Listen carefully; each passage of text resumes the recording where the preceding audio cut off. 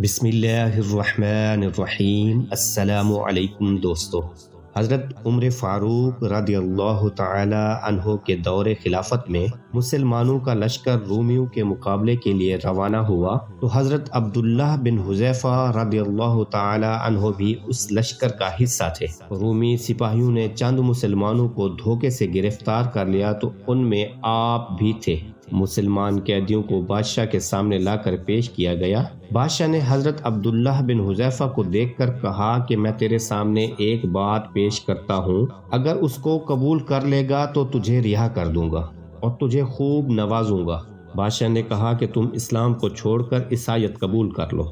حضرت عبداللہ بن حذیفہ رضی اللہ تعالی عنہ نے بڑے اطمینان اور وقار کے ساتھ فرمایا، مجھے تیری بات مان لینے سے 1000 مرتبہ مر جانا زیادہ پسند ہے۔ قیصر نے کہا، تم مجھے بڑے سمجھدار آدمی لگتے ہو، اگر میری بات قبول کر لو تو میں تمہیں بادشاہت میں شریک کر لوں گا۔ ہتھ کڑیوں اور بیڑیوں میں جکڑے ہوئے حضرت عبداللہ نے مسکراتے ہوئے فرمایا، خدا کی قسم تم اپنی ساری بادشاہت اور عرب کی ساری بادشاہت دے دو اور مجھ سے یہ امید رکھو کہ میں حضرت محمد صلی اللہ علیہ وآلہ وسلم کے دین سے ایک پلک کی مقدار کے برابر پھر جاؤں تو مجھے گوارا نہیں۔ جب قیصر نے یہ سنا تو جلاد کو حضرت عبداللہ بن حذیفہ کو سولی پر چڑھانے کا حکم دے دیا۔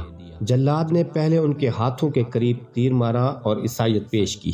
آپ کے انکار پر پاؤں کے قریب تیر مارا اور دین سے پھر جانے کے لیے کہا، مگر آپ نے پھر انکار کر دیا۔ قیصر کو حضرت عبداللہ بن حذیفہ کو دین اسلام سے پھیرنے کے لیے ایک نئی ترکیب سوچی۔ اس نے بہت بڑی دیگ منگوائی اور تیل ڈال کر آگ پر گرم کرنے کا حکم دیا۔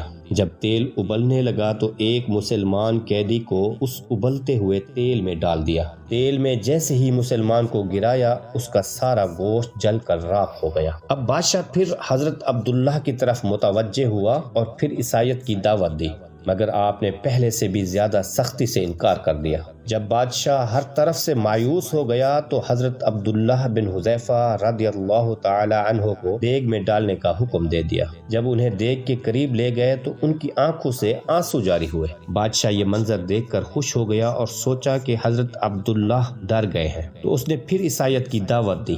آپ کے انکار پر بادشاہ نے رونے کی وجہ دریافت کی تو حضرت عبداللہ بن حذیفہ نے بہت ہی ایمان افروز جواب دیا کہ جب میرے دل میں خیال آیا کہ آج تو اکیلا اس دیگ میں ڈالا جائے گا اور تیری روح نکل جائے گی، کاش میرے جسم کے بالوں کے برابر میری جانیں ہوتی اور ان سب کو ایک ایک کر کے اللہ کی راہ میں اس دیگ کی نظر کرتا۔ اس حسرت پر مجھے بے اختیار رونا آ گیا۔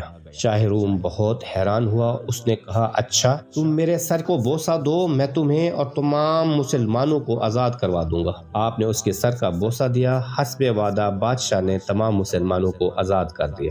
جب حضرت عمر رضی اللہ تعالی عنہ کو اس واقعے کی اطلاع ملی تو آپ بہت خوش ہوئے اور آپ نے حضرت عبداللہ کے سر کا بوسہ لے لیا۔ ویڈیو پسند آنے کی صورت میں دوستوں کے ساتھ شیئر کریں اور نیک عمل کا حصہ بنیں۔ جزاک اللہ۔